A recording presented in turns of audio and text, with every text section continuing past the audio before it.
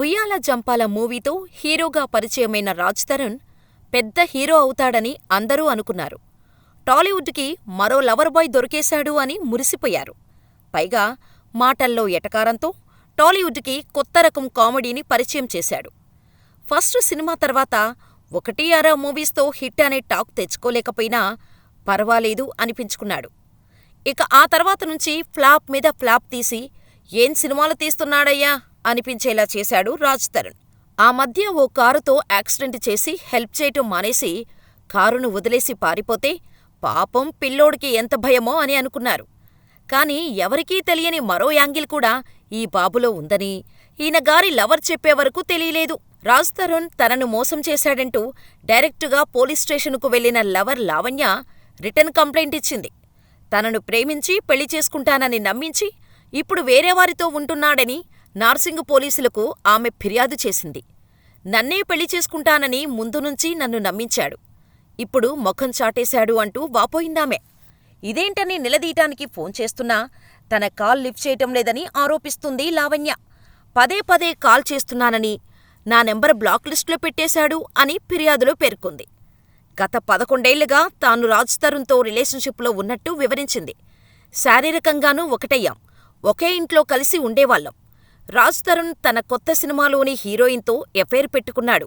అది ప్రశ్నించినందుకు నన్ను చంపుతానని బెదిరిస్తున్నారు. అతడిపై చర్యలు తీసుకోండి అంటూ పోలీస్ స్టేషన్లో రిటర్న్ కంప్లైంట్ ఇచ్చింది లావణ్య. అంతేకాకుండా తమ ప్రేమ విషయం కారణంగా రాజ్ తరుణ్ సోదరుడు తనను అనేకసార్లు బెదిరింపులకు గురిచేశాడని కూడా ఫిర్యాదు చేసినట్టు వార్తలు వినిపిస్తున్నాయి. కాగా తనపై కేసు నమోదు అయిన విషయంపై హీరో రాజ్ తరుణ్ స్పందించారు. లావణ్యతో రిలేషన్షిప్లో ఉన్న మాట వాస్తవమే. కానీ కొంతకాలంగా ఆమె డ్రగ్స్ వాడుతోంది. వేరే వ్యక్తితో ఎఫైర్ పెట్టుకుంది. అందుకే దూరం పెట్టాను. ఆమెకు నా డబ్బు కావాలి. అందుకే ఈ డ్రామా. లావణ్య నన్ను చాలా టార్చర్ పెట్టింది. కన్న తండ్రిని కూడా మోసం చేసింది. నేను ప్రేమించి మోసం చేశానన్న ఆరోపణల్లో నిజం లేదన్నారు రాజ్ తరుణ్. అయితే గతంలో డ్రగ్స్ కేసులో లావణ్య పట్టుబడింది. గోవా నుంచి డ్రగ్స్ తీసుకొచ్చినట్టు గుర్తించిన ఎస్ఓటీ పోలీసులు ఆమె వద్ద 4 గ్రాముల ఎండీఎంఏ డ్రగ్స్ సీజ్ చేశారు. డ్రగ్స్ కేసులో ఈమె పట్టుబట్టడంతో అప్పటికే తగ్గిపోయిన రాజ్ తరుణ్ ఫేమ్ గ్రౌండ్ లెవెల్కు వెళ్లిపోయింది.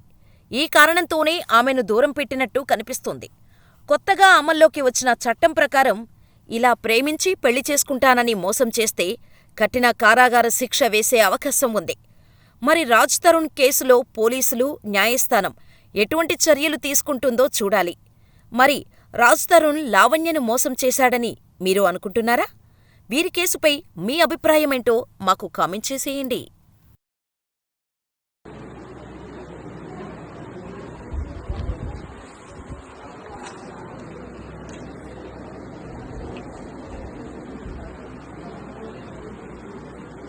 నార్సింగి పోలీస్ స్టేషన్లో నిన్న ఈవినింగ్ లావణ్య అనే వ్యక్తి ఈ రాజ్ తరుణ్ అనే వ్యక్తి పైన ఒక పిటిషన్ ఇవ్వడం జరిగింది.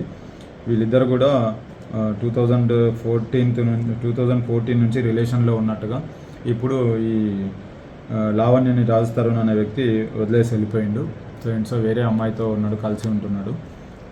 సో నాకు ఈ అమ్మాయి ఎవరైతే అవతల పర్సన్ ఎవరైతే ఉన్నారో ఆ అమ్మాయి నుంచి నాకు థ్రెటన్ ఉంది. తర్వాత నన్ను థ్రెటన్ చేస్తున్నారు వాళ్ళ ఫ్యామిలీ మెంబర్స్ కానీ ఆమె కానీ అని చెప్పేసి ఒక పిటిషన్ ఇవ్వడం జరిగింది. దాంట్లో మేము పిటిషన్ తీసుకొని ఎంక్వైరీ చేస్తున్నాము. యాజ్ పర్ ప్రొసీజర్ ఏముందో అది ఫాలో అయ్యి ఇన్వెస్టిగేషన్ చేస్తాము.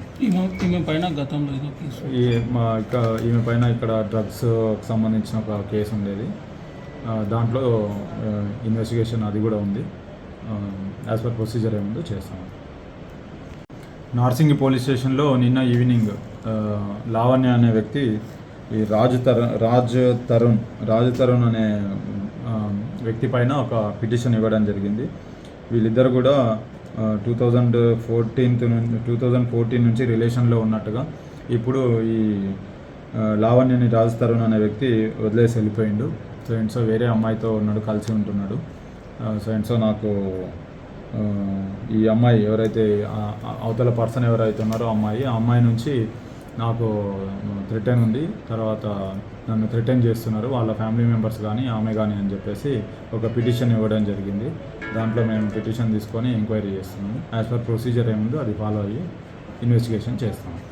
ఈమె పైన గతంలో ఏదో కేసు ఈమె పైన ఇక్కడ డ్రగ్స్ సంబంధించిన ఒక కేసు ఉండేది.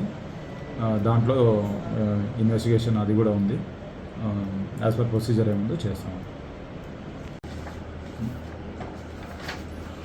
ఈ లావణ్య అనేట ఆమె ఏమని ఫిర్యాదు నేను చేసింది?